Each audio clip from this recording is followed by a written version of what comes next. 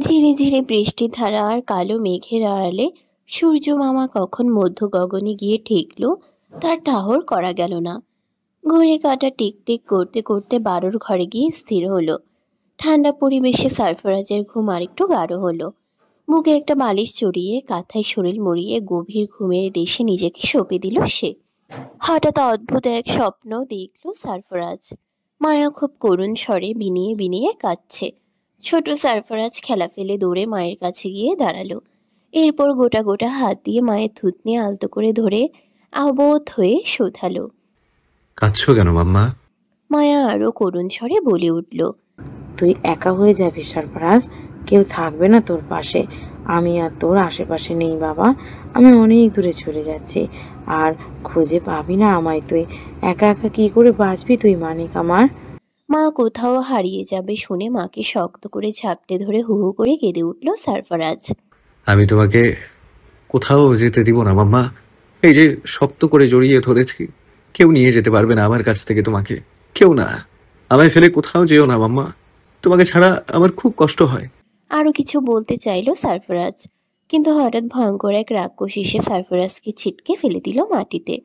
এরপর মায়ার চুলের মুঠি ধরে টেনে হিঁচড়ে নিয়ে গেল অন্ধকার কালগ্রাসে। মায়া চিৎকার করে উঠল।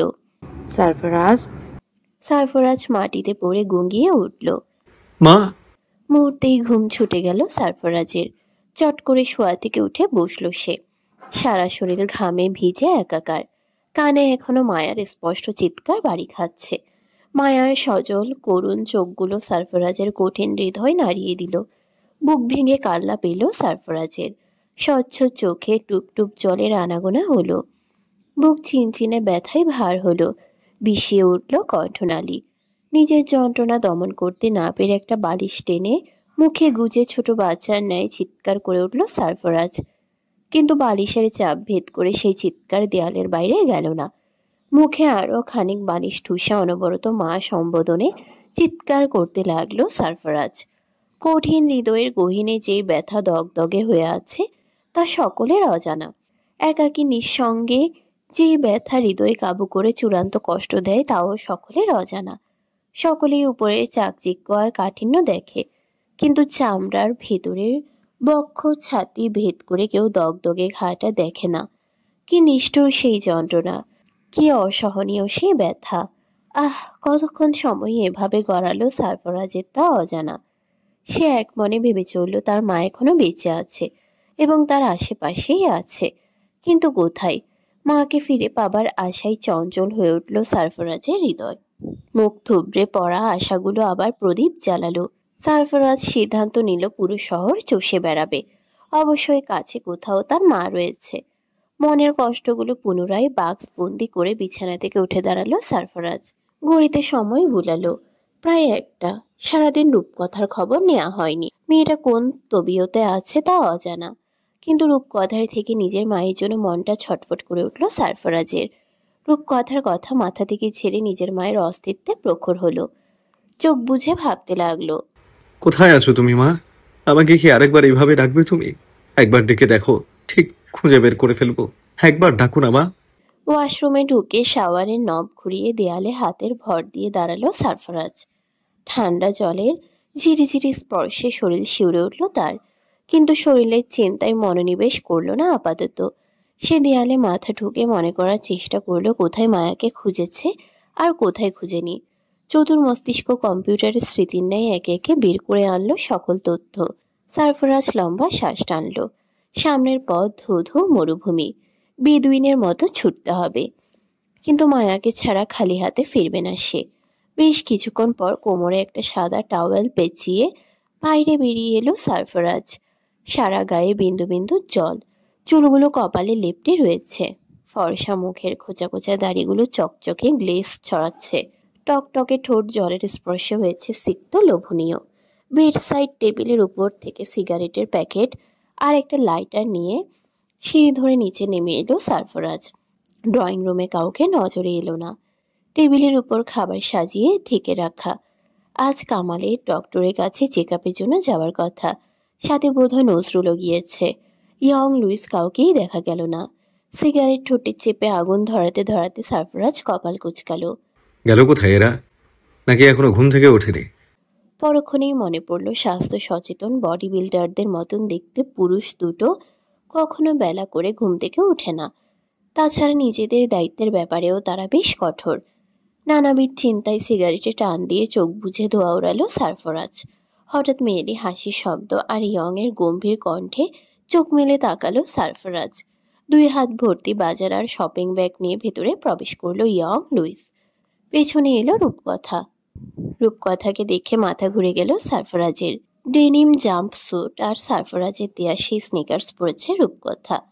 ছোট চুলগুলো পনিটেল স্টাইলে বাঁধা, কাঁধে ঝুলানো ব্যাকপ্যাক, হাতে ফিতাওয়ালা ঘড়ি, মুখে সিম্পল প্রসাধনী, হালকা লিপস্টিক আর মোটা করে টানা কাজল।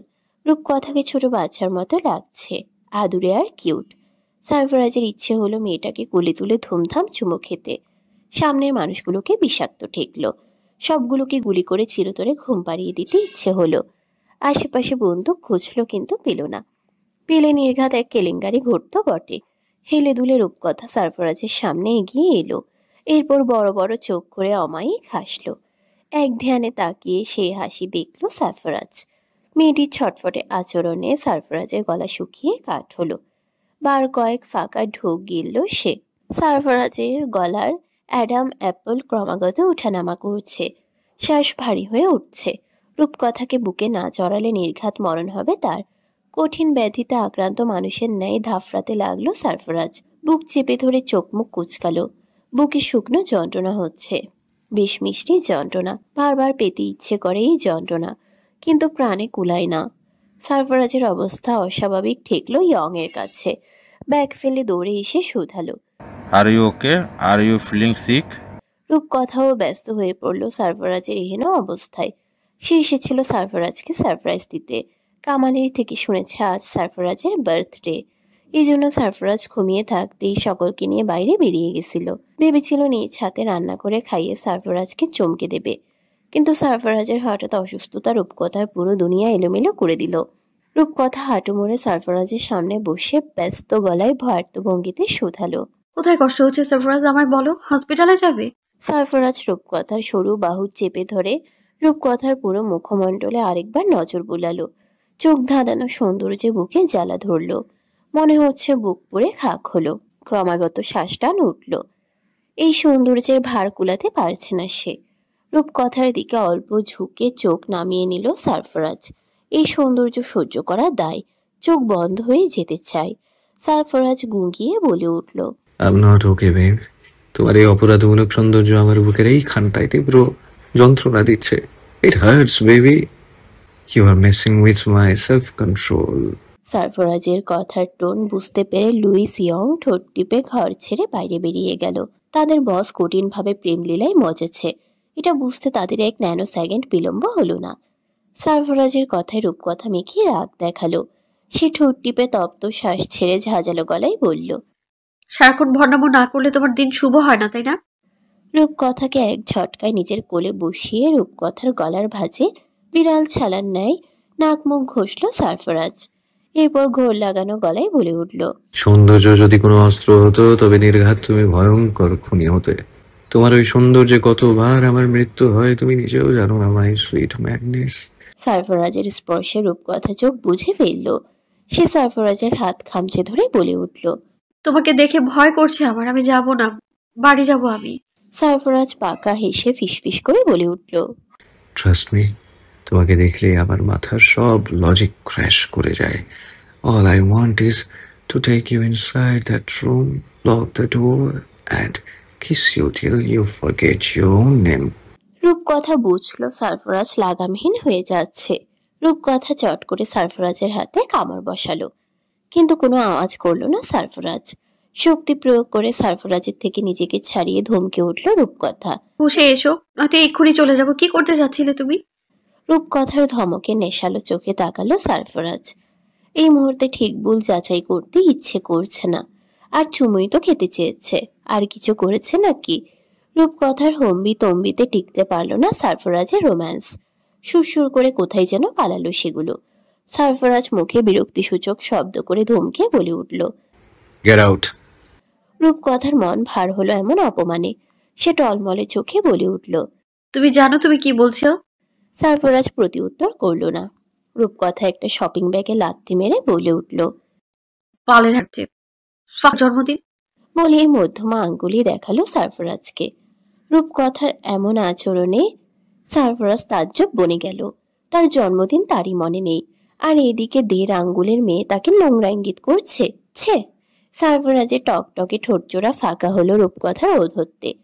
সেখানে রাগের মাথায় একটা চকলেট ঠুসে রূপকথা দাঁত চিবিয়ে বলে উঠল, খা, বেশি করে খা কুত্তা। আমাকে গেট আউট বলা না, দেখাচ্ছি তোকে শালা। বলেই আশেপাশে কিছু খুঁজতে লাগলো রূপকথা। মেয়েটির আকস্মিক আচরণে সারফরাজ অসহায়ের মতো তাকিয়ে থাকলো। এরপর মুখের চকলেট সরিয়ে হোয়াটসঅ্যাপে সুফিয়ান চৌধুরীকে মেসেজ পাঠালো। আপনার মেয়ে আমাকে মিডল ফিঙ্গার দেখাচ্ছে।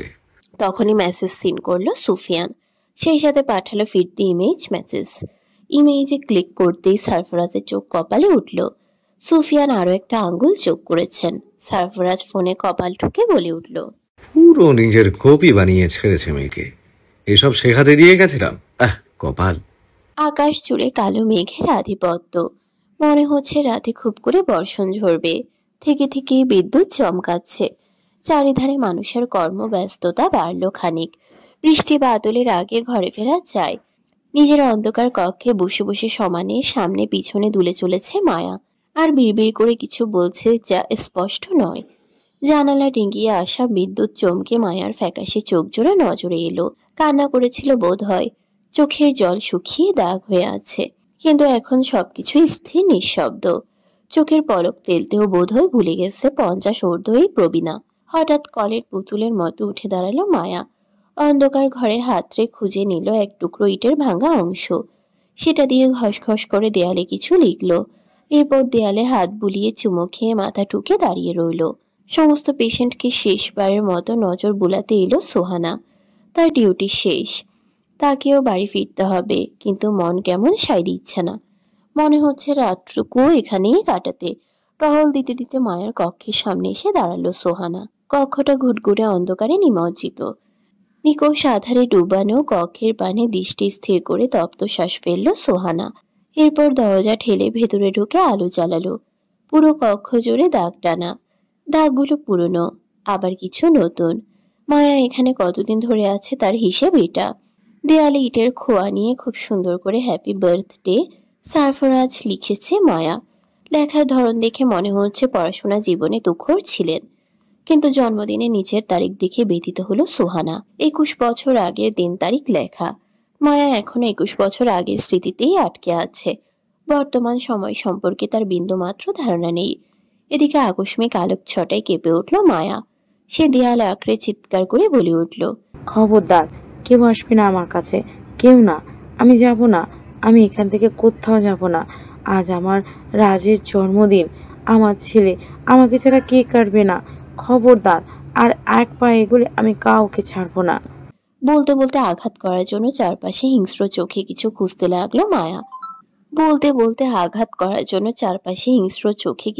লাগলো মায়া। সোহানা মায়ার হঠাৎ হাইপার হবার কারণ টের পেল না। সে দূরত্ব বজায় রেখে ডাকলো, মায়া। সোহানার কণ্ঠ পেয়ে মায়া সামান্য স্থির হলো, কিন্তু দৃষ্টি এখনো চঞ্চল। চোখ মুখে দুর্দান্ত ভীতির ছাপ স্পষ্ট। সোহানা এগিয়ে এসে নরম গলায় শুধালো, কে তোমাকে নিয়ে যেতে চায় মায়া? এখানে তো কেউ নেই। মায়া তাৎক্ষণিক সোহানার হাত চেপে ধরে কেঁদে বলে উঠল, আমাকে তোমার সঙ্গে নিয়ে চলো। বিশ্বাস করো, আমি পাগল নই। আমাকে সারফরাজের কাছে নিয়ে চলো। আজ আমার ছেলের জন্মদিন। সোহানা মায়াকে শান্ত হতে ইশারা করলো, এরপর বলল, তুমি শান্ত হও, আমি নিয়ে যাব তোমায়, কিন্তু চুপি চুপি। তুমি যদি এভাবে চিৎকার করো তাহলে সবাই জেনে যাবে। সোহানার কথায় মায়া সামান্য ভরসা খুঁজে পেল। সে শান্ত হলো। এরপর চারপাশে সতর্ক নজর বুলালো সোহানা। হসপিটালে ডিরেক্টর স্যার নেই আজ। লেডি নার্সগুলো বৃষ্টির আভাস পেয়ে বাড়ি চলে গেছে। আছে 2-1 ডক্টর আর ওয়ার্ড বয়, কিন্তু এখন তারা নিজেদের রুম ছেড়ে বের হবে না। ডিরেক্টর স্যার না থাকলে কাজে ফাঁকি দেবার চূড়ান্ত সুযোগ কাজে লাগায় তারা। সোহানা এতদিনের অনুসন্ধানে অনেক কিছু বুঝতে পেরেছে। মায়া রিপোর্টসে সেরকম মেন্টালি কোনো সিকনেস পাওয়া যায়নি। তাকে ইচ্ছে করে মানসিক শাস্তি দিতে এখানে ফেলে রাখা হয়েছে। মায়া আগে অন্য হসপিটালে ছিল, বছর 2 আগে এখানে শিফট করা হয়েছে তাকে। মায়ার জবানবন্দিতে উঠে এসেছে চাঞ্চল্যকর তথ্য। দীর্ঘ বছর কোনো এক অন্ধকারে ঘরে তাকে আটকে রাখা হয়েছিল। সেখানে না ছিল আলো বাতাস, না ছিল পর্যাপ্ত খাবার। মানুষের কথা পর্যন্ত মায়ার শ্রবণেন্দ্রিয়ে প্রবেশ করেনি দীর্ঘ বছর, হয়তো এক যুগেরও বেশি সময়। এরপর হঠাৎ আলোর দেখা পায় মায়া, কিন্তু ততদিনে বড্ড দেরি হয়ে গেছে। ধীরে ধীরে মায়ের আচরণে এসেছে অস্থিরতা, অবুঝপনা। ভুলে গেছে সবকিছু। কোনো কিছুকে এখন আর স্বাভাবিকভাবে নিতে পারে না সে। সর্বদা এক ভয়ের রাজ্যে তার বসবাস। সবকিছু হারালেও স্মৃতিতে এখনো নিজের স্বামী সন্তানকে আগলে রেখেছেন। সেই স্মৃতি আঁকড়ে ধরেই পেরিয়ে যাচ্ছে বছরের পর বছর। সোহানা মায়ার হাত চেপে ধরে ধীর গলায় বলে উঠল, আমি তোমাকে মুক্তি দিব মায়া। এজন্য আমার যা হয় হোক। আমি চাই তুমি তোমার সারফরাজকে খুঁজে পাও। মায়া মাথা ঝাঁকিয়ে বলে উঠল, দাও দাও, মুক্তি দাও, আমাকে এই নরক থেকে বের করো। এখানে আমার দম বন্ধ হয়ে আসে। সোহানা নিজের মনে মনে এক সাহসী সিদ্ধান্ত নিল। এরপর পুনরায় কক্ষ অন্ধকার করে ফিসফিস করে বলে উঠল, আমি যেখানে নিয়ে যাব সেখানেই যাবে? হ্যাঁ যাবো। চিৎকার করবে না তো? না, একদম না। ঠিক আছে, চলো। বাইরে তুমুল বৃষ্টিধারা ঝরছে। বৃষ্টিকে মায়ার গুডলাক হিসেবে ধরে পা টিপে টিপে অন্ধকার মারিয়ে গেটে বেরিয়ে এলো সোহানা। যাবার আগে সারফরাজের ডাইনোসর ডলটা নিতে ভুলল না মায়া।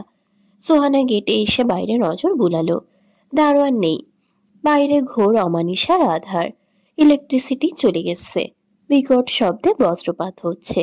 এই মুহূর্তে বাইরে বের হওয়া রিস্ক। কিন্তু সোহানা আজ প্রকৃতি দেখে ভয় পাচ্ছে না। তার মনে প্রাণে মায়াকে মুক্তি দেবার চরম ইচ্ছে ঘুরপাক খাচ্ছে। যে করেই হোক মায়াকে সে তার ছেলের কাছে নিয়ে যাবেই যাবে। এজন্য যদি তার প্রাণও যায় তবে যাক। মায়ের হাতের কবজি চেপে ধরে সোহানা বলে উঠল, বৃষ্টি মারিয়ে দৌড়াতে পারবে? মায়া মাথা ঝাঁকালো। সোহানা আর দেরি করল না। শক্ত হাতে মায়াকে টেনে দৌড়ে বেরিয়ে গেল হসপিটালের গণ্ডি ছেড়ে কংক্রিটের সর্পিল রাস্তায়। এরপর হারিয়ে গেল বৃষ্টির জলে।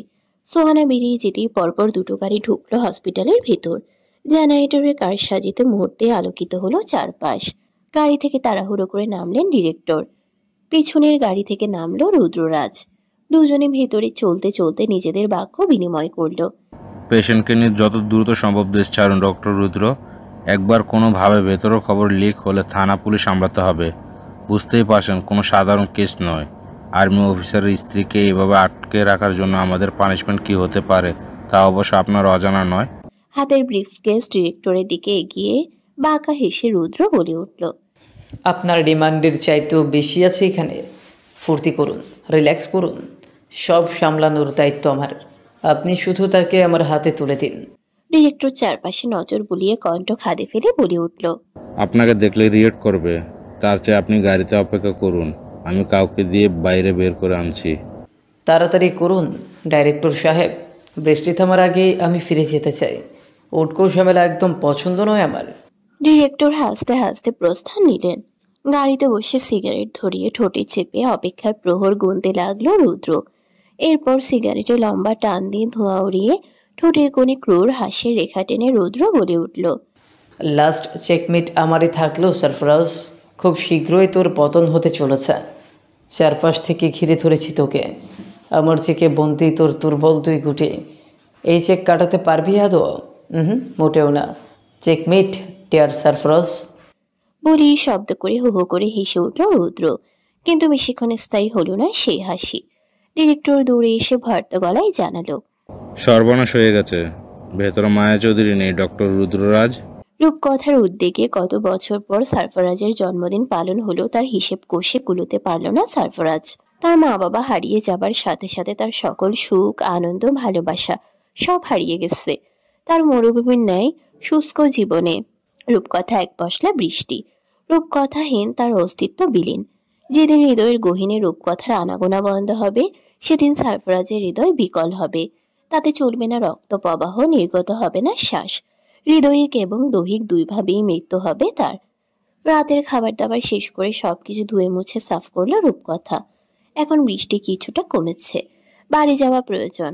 হঠাৎই বিনা কারণে সারফরাজের মন ভার হলো। সবকিছু বিষাক্ত অর্থহীন ঠেকল। সারফরাজের টলমলে চোখ দেখে রূপকথা আন্দাজ করলো সারফরাজের ভেতরে ঝড়।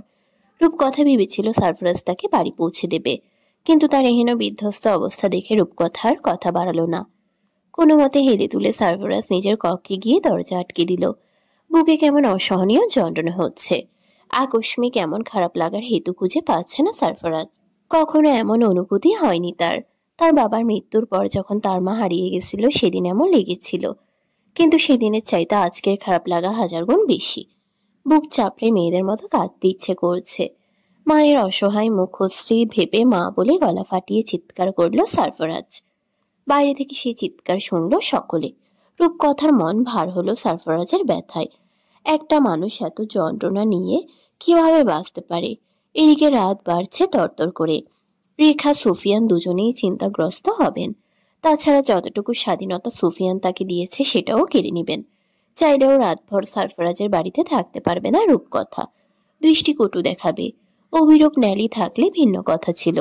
অভিরূপের বাবা হঠাৎ অসুস্থ হয়ে পড়ায় অভিরূপ হসপিটালে দৌড়াচ্ছে, আর ন্যালি ইচ্ছে করেই আসেনি। এই মুহূর্তে অভিরূপকে সাপোর্ট দেওয়া বেশি গুরুত্বপূর্ণ মনে করছে সে। রূপকথা দোতলায় সারফরাজের ঘরে পানে তাকিয়ে কম্পিত শ্বাস ফেলল। এরপর লুইসকে বলল, ওকে সামলে নিয়ে আপাতত নিজের মতো থাকুক। I have to go now. Young নিজের রূপকথাকে বাড়ি পৌঁছে দিতে চাইল, কিন্তু হাত দিয়ে ইয়ংকে থামিয়ে দিল রূপকথা। আমি একাই যেতে পারবো। তাছাড়া ঢাকার রাস্তায় এই রাতে তেমন কোনো গভীর রাত নয়, এটা আসি। বলেই বেরিয়ে এলো রূপকথা। তার মনে হচ্ছে সত্যিই যদি এই মুহূর্তে কোনো অলৌকিক ক্ষমতা বলে মায়া চৌধুরীকে সারফরাজের সামনে হাজির করতে পারত, তবে কতই না খুশি হতো সারফরাজ।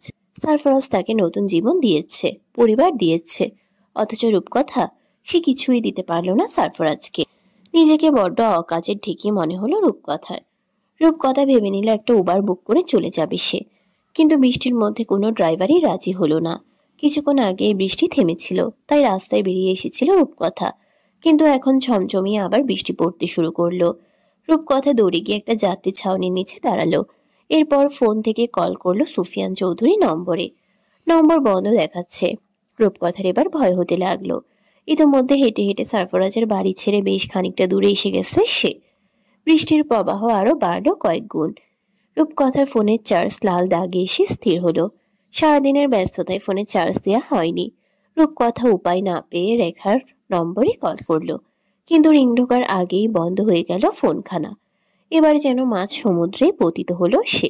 রাস্তায় কোনো গাড়ি ঘোড়া মানুষ কিছুটি দেখা যাচ্ছে না। সোডিয়াম লাইটের মৃদু আলো আর বিদ্যুৎ চমকে যতটুকু দৃশ্যমান হচ্ছে ততটুকু ধরেই হাঁটতে লাগলো রূপকথা। মায়াকে নিয়ে দৌড়াতে দৌড়াতে হাঁপিয়ে উঠল সোহানা। ভেবেছিল রাস্তা থেকে ট্যাক্সি ধরে নিজের বড় বোনের বাড়িতে গিয়ে উঠবে, কারণ হসপিটালে মায়াকে খুঁজে না পেলে সবাই তাকেই সন্দেহ করবে। মায়ার বিষয় নিয়ে একমাত্র সেই বিষয়ে ঘাটাঘাটি করেছে। ডিরেক্টর একবার তাকে এটা নিয়ে বকাবকিও করেছে। সোহানা এবার ঘাবড়ে গেল। মায়ার শরীর দুর্বল, সেও আর হাঁটতে পারছে না। রাস্তার মধ্যখানে বসে পড়েছে সে। সোহানা দুই হাঁটুতে ভর দিয়ে হাঁপাতে হাঁপাতে বলে উঠল, মায়া, আর পারছো না?